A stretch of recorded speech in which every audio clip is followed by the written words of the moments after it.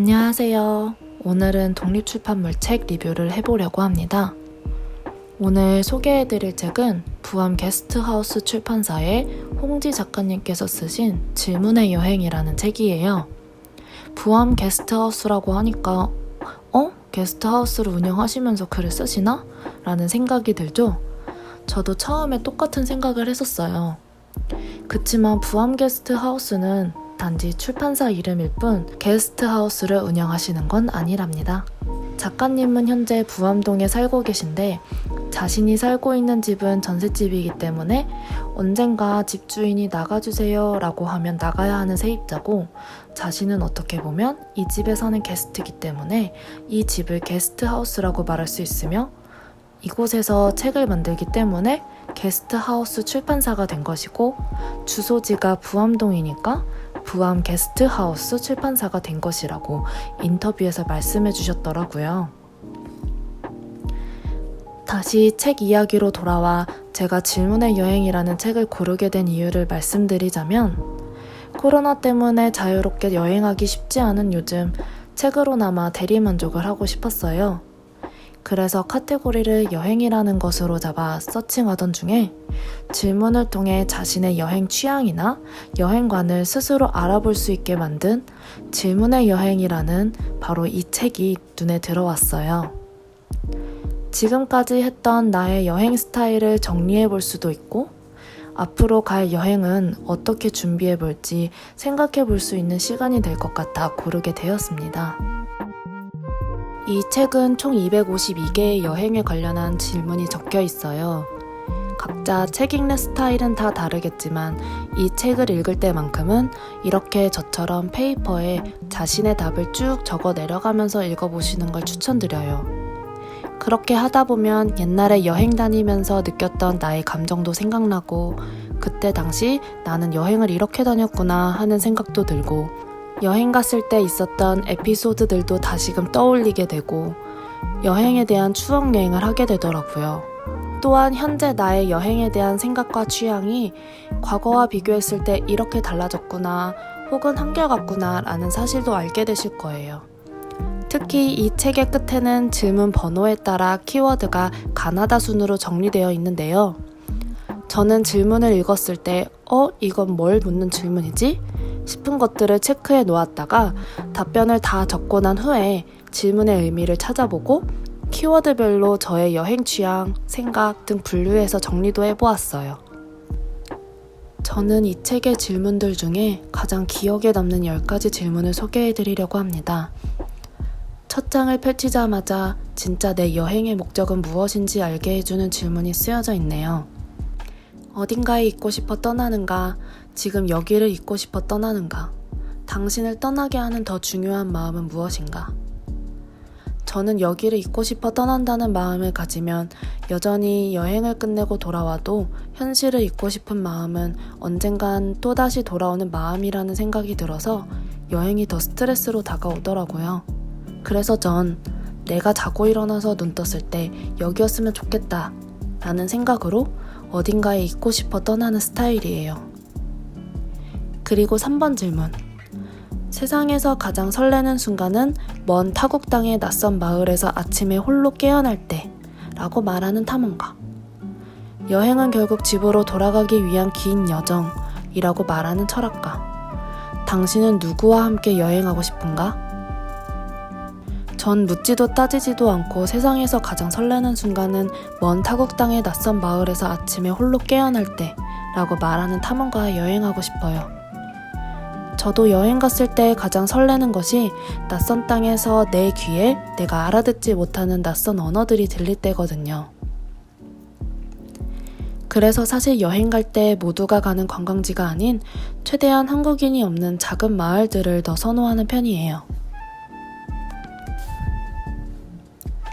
그 다음은 5번 질문. 가장 최근에 여행 사진을 마지막으로 본 것은 언제인가? 그때 무슨 생각을 했는가? 전 요즘 정말 예전 여행 사진을 자주 봐요. 그리고 그때마다 생각해요. 다시 이렇게 마스크 없이, 걱정 없이 비행기 타고 여행 갈 수 있는 평범한 날들이 돌아올 수 있을까? 하고요. 그리고 8번. 당신은 여행 중에 가자, 먹자, 하자 중 어떤 말을 할 때 가장 신나는가?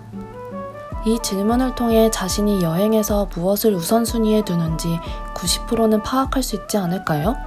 가자를 골랐다면 돌아다니는 관광여행, 먹자를 골랐다면 먹방 맛집 투어, 하자를 골랐다면 액티비티가 있는 여행. 전 참고로 렛츠고 가자입니다. 그 다음은 39번 질문. 여행지를 통째로 갖고 올 수 없는 아쉬움은 곧 여행자의 쇼핑으로 치환된다. 당신은 여행할 때마다 사오는 같은 종류의 물건이 있는가? 있다면 여행을 기념하기 위해 무엇을 수집하고 있는가? 많은 분들이 대부분 마그넷을 많이 수집하실 것 같아요. 그치만 저는 1순위로는 스노우볼을 사요. 스노우볼에는 그 도시의 유명 랜드마크가 입체적으로 박혀있기 때문에 여행에서 돌아와 바라보며 추억하기가 참 좋더라고요. 다음은 47번 질문. 어젯밤에 홍콩에 도착했다. 이곳에 온 목적은 단 하나. 먹고 또 먹기 위해서다. 오늘부터 본격적인 맛집 투어가 시작되는데 같이 온 친구의 몸 상태가 영 좋지 않다. 친구는 미안하다며 자기는 괜찮으니 신경 쓰지 말고 혼자라도 여행을 즐기라고 한다면 당신은 어떻게 하겠는가? 혼자 하는 여행이 아닌 누군가와 함께 여행을 떠났을 때의 나의 모습을 알 수 있는 질문인 것 같아요. 저는 테이크아웃해서 숙소에서 친구와 함께 즐기는 스타일입니다. 그리고 다음 질문은 제가 정말 보면서 생각도 많이 하고 반성도 하게 된 질문인데요. 이방인에게 여행지는 그 자체로 근사한 캔버스다. 공원에서 마주친 어느 연인의 키스 장면, 세월의 주름이 이국적으로 새겨진 어느 신사의 얼굴, 지하철에서 엿보는 누군가의 평범한 일상까지 당신은 여행 중에 이런 현지인들의 모습을 몰래 찍어본 적이 있는가? 또 촬영 전에 그들에게 먼저 양해를 구해본 적이 있는가? 만약 당신의 나라를 여행 중인 여행자가 당신의 평범한 일상을 허락 없이 촬영한다면 어떤 기분일 것 같은가? 저도 여행 다니면서 공원에서 해맑게 뛰어다니며 노는 아이의 사진, 카페에 앉아서 도란도란 수다 떠는 노부부의 모습 등 생각해보면 정말 여행지에서 누군가의 평범한 일상을 제 카메라에 담아온 적이 많은데요. 반대로 여행객이 저의 일상 사진을 찍고 가지고 있다 생각해보면 기분이 썩 좋을 것 같진 않더라고요. 여행 다니며 사진 찍을 땐 앞으로 주의해야겠다는 다짐을 했어요. 그리고 쭉 넘어가서 211번 질문. 비행기가 취소됐습니다. 방금 체크인 카운터에서 들은 말이다. 항공사 파업으로 대체 항공편은 내일 모레나 있다고 한다. 짧은 휴가 기간에 여러 나라를 여행 중인 당신은 예상치 못했던 낯선 도시에서 이틀이나 더 머물러야 한다. 게다가 다음 행선지는 이번 여행의 하이라이트인 곳이다. 그렇다면 돈을 더 주고서라도 다른 항공사의 표를 끊어 가능한 한 빨리 이 도시를 떠나겠는가?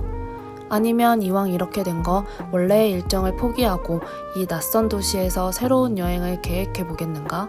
이 질문은 제가 여행 다니면서도 겪게 될 수 있는 일을 적어 놓았는데요. 여행에서 생각지도 못한 일이 닥쳤을 때 난 어떻게 대처할 것인가? 라는 생각을 하게 되는 질문이에요. 전 이런 일이 닥치면 분명 이번 여행의 하이라이트를 놓친 것이란 생각에 아쉬워는 하겠지만 새로운 경험이라며 신나하는 타입이에요. 전 원래 일정을 포기하고 낯선 도시의 여행을 선택할 거예요. 다음 218번 질문. 당신은 일행들과 멀어져 길을 잃고 위험한 현장에 들어와 버렸다. 이 나라는 종교적 분쟁이 심각한 곳이다. 불행히도 당신은 가장 과격한 이들에게 포위되었다. 이 일촉즉발의 상황에서 살아나갈 방법은 단 하나.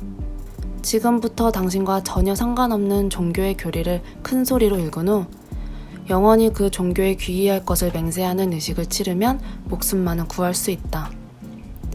단 이 모든 과정은 촬영되며 인터넷에 생중계될 것이다. 당신은 살아남기 위해 이 의식을 치르겠는가? 이 질문은 너무 극한의 상황에 대한 질문이죠. 정말 죽을 때까지 경험하기 싫고 깊게 생각하기도 싫은 내용의 질문이었는데요. 전 그 상황이 된다면 일단은 살기 위해 의식을 치르는 걸로 결정할 것 같아요. 그리고 제가 선정한 마지막 질문 219번. 살면서 한 번쯤은 여기에서 아주 먼 곳으로 훌쩍 떠나보고 싶다고 생각한 적이 있는가? 그렇다면 그것은 인생의 언제쯤이 적당하다고 생각하는가? 또 어디로 가고 싶은가? 인생의 어떤 시기에 여행을 가야 할지는 정답이 없는 것 같아요. 사실 저는 떠나고 싶을 때 혹은 여건이 될 때 떠나는 거지 라고 생각하거든요. 그치만 지금까지 제 기억 속에 남아있는 여행들의 시기를 생각해보면 항상 제가 인생에 큰 변화가 왔을 때 혹은 인생의 변화를 앞두고 있을 때였어요. 그리고 그때마다 항상 10시간 이상은 비행해야 하는 유럽으로 떠나는 여행이었네요. 저는 유럽을 정말 사랑해서 어느 도시든 좋지만 지금 마음으로는 스페인의 작은 마을로 여행 가고 싶어요. 관광객이 많이 없는 조용한 시골 마을에서 여유롭게 앉아 지난 나의 삶에 대해 떨칠 것은 떨쳐버리고 앞으로 인생에 대해 새로 계획하고 노력해야 할 것을 정리해보는 그런 시간을 갖고 싶네요. 마지막으로 저는 이 책을 여행을 정말 좋아하는 사람과 여행이 취미인 사람들에게는 자신의 여행에 대한 생각을 정리할 수 있는 기회가 될 것 같아서 추천드리고, 반대로 여행을 많이 해보지 않았거나 낯선 곳으로의 여행이 두려운 사람에게는 이 책의 질문에 답을 적어가며 자신의 여행 취향을 찾아 실패 없는 맞춤 여행을 계획해 떠날 수 있기를 응원하는 마음으로 추천드리고 싶습니다.